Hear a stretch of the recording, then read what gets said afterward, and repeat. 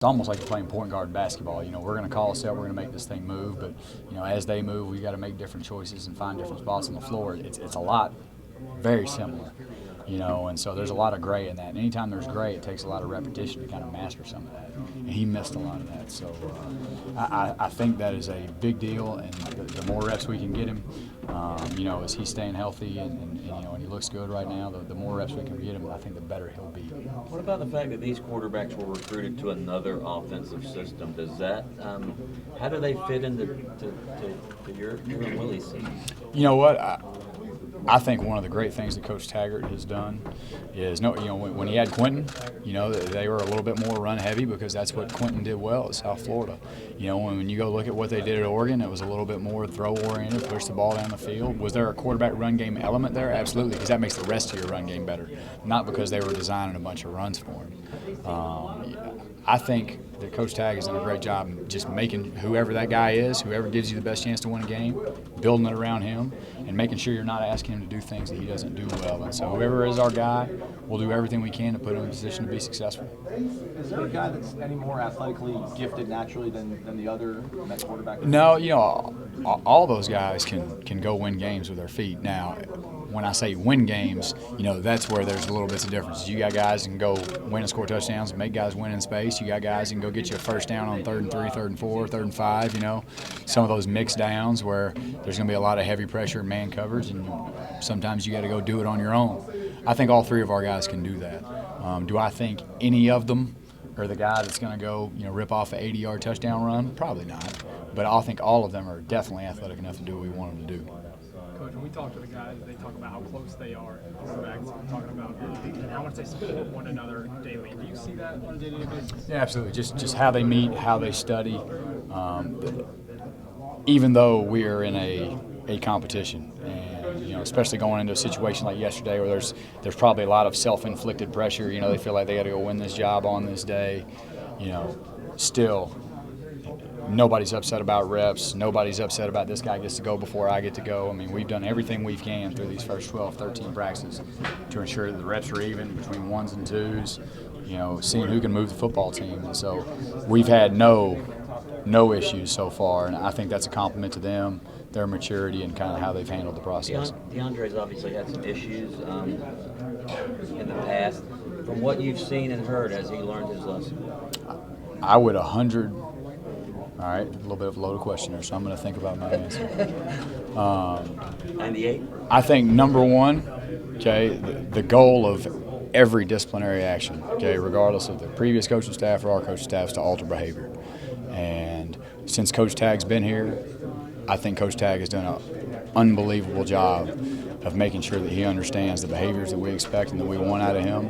And I think every single day he's done a good job of trying to make sure that he gives us what Coach Taggart wants. So in terms of what he was like before or what he's like now, I wasn't here. I can't tell you what he was like 3 years ago versus what he is right now. But I can tell you right now, he's a guy that is trying to do everything that we ask him to do as hard as he can possibly do it. And so for him, as his position coach, do you stress that to him? Hey, make good decisions every day. Well, I don't think that necessarily comes from just me. I mean, that is everybody in our building.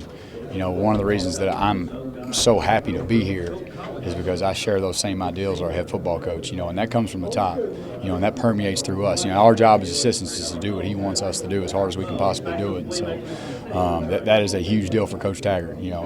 Coach Taggart is as invested in our kids' lives outside the white lines, how they go to school, how they act academically, socially, mentally, spiritually, as any head football coach that I've ever been around. So it's not just for me, that's from our entire organization. And that's for every one of our kids, not just him. What have you seen from James Blackman in terms of confidence and his ability to kind of execute the concepts that you want to? Yeah, the thing about James, James is a dream to coach. I mean, he is a fantastic kid. He does everything that you want him to do, off the field, on the field, how he studies. He puts an immense amount of pressure on himself, to do right, and with that, there's good and bad, because, you got to be able to overcome failures too, but he can do everything that we want him to do. And, I love coaching that kid, great kid, and just excited to see him grow and mature as a player. What do you think, him being thrown into the fire as he was last year, what do you think that did for him, especially towards the end of the season as he started to get more comfortable? Well, I think there's two sides to that. He probably had to play, before he was ready. Kind of like my first year at Maryland, we had to play Tyrell Pegram before he was ready, and so people kind of have this perception of what they are. But, at that position, it's the hardest position to play in all of team sports. And I think, on one side of it, it's great because he got a ton of game reps. He's been in the fire. He's had bad days. He's had good days, and just, getting calloused, to those bad performances. Because you're going to have bad days, you're going to have bad practices, and you got to come out there on the next day and you got to have a great one. You're going to have a bad drive, you got to come out there on the next one and have a great one. So I just think from the literal side, he's calloused, he's been in the fire, and I think from kind of his personality, just, for him, again, kind of I alluded to earlier, is just he puts, it's so important to him. And that we've just got to continue that when things, aren't perfect, that, hey, go play the next one. And I think that's just part of his growth as a human being, in any endeavor that he takes in life as opposed to just football. So, I fully, and completely know that he'll get there. He's going to be a great player someday. When you guys are picking a starter, week one, how do you weigh sort of the experience that Bailey and James have in the spring with this offense versus the experience that DeAndre has overall as college quarterback, being sort of the oldest guy in the room, played a lot of big games? Yeah, I think Coach Tagg's done a great job. We really only care about what's happened since we've been here. So I get it. DeAndre has had some great in-game experience and has been a really good player for Florida State at times. Obviously, you're not discounting that. I mean, you don't put blinders on and pretend like it doesn't exist. But, we really want to evaluate these guys on what they've done since we've been here, in all aspects of their life and how they play football. And, I think all three of them have done a good job. But we're just worried about right now for us. And so through spring and through yesterday, yesterday kind of being their first big test, if that was the NFL, that'd kind of be the first preseason game. So we're just continually evaluating every day, and whoever gives the best chance to win on September 3rd, that's who we'll play. One thing that keeps coming up, and I say this understand that you don't want to put too much pressure on the freshman, without us even mentioning it, is that you were organically created. I guess what is he showing in practice that's making him someone that people heard about? Was that loaded? Sorry. No, not at all. Not at all. I'm just trying to make sure that I give Keyshawn his due. Keyshawn is an incredibly special kid. Irregardless of his football ability, Keyshawn is very special. I think what makes Keyshawn so special on the football field is he is a pro's pro. He is an 18-year-old, 10-year veteran. The way he studies, the way he learns, the way he retains information. No, we're good, bro. The way he retains information, the way he communicates with his teammates, the way he helps his teammates, on top of great football ability. And again, I'll always say, you got to be careful to heap praise and set expectations they may not be able to live up to at the time frame people would like, but I think he's going to be a dude someday. And just he is a joy to be around. And I think all those traits he has off the field, how hard he works, how he learns, those are going to be the things that make him a great player for us in the future. How much of the competitive advantage factors into you guys waiting off on naming a starting quarterback just to make Virginia Tech's life that much more difficult? Or do you guys, is that not a... To me, they know we're going to have a guy out there playing. They know what we do offensively. I'm sure that they've broken down Coach Taggart from Oregon. I'm sure they've broken down Coach Taggart from South Florida, knowing that he's calling ball play. So I'm sure they've went back. I'm sure they've got a plan for whoever we throw out there. So in terms of the gamesmanship part of it, that's not as big a deal to me. For me, it's just whenever we're ready. Whenever somebody separates themselves and can string a bunch of great days together and earn the trust of the team, whenever that gets done, I'm sure Coach Tagg will go ahead and name a guy. Is there separation? I mean, I don't want you to name a player, but do you see separation between those three guys? Not yet. Not enough. I'll put it that way. Not enough. I mean, there's guys that do things better than other guys. As we went through here and literally every rep, every competitive period, every throw on the hands. I mean, you name an analytic we have probably, if you name a metric of record keeping, we probably have it.